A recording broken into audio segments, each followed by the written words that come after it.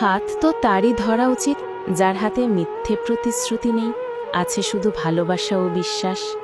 তোমার ক্ষুদ্রতম যত্ন আমার পাহাড় সমান দুঃখকে সুখে পরিণত করে। তুমি শুধু একটু যত্ন নিও আমার, আমি সারা জীবন থেকে যাব হয়ে তোমার। হে আল্লাহ, আপনি তাকে ততটাই হেফাজতে রাখুন যতটা ভালোবাসা তার প্রতি আমার মনে দিয়েছেন।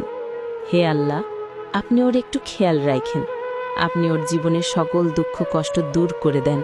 ওর জীবনে যেন কোনো দুঃখ কষ্ট না আসে।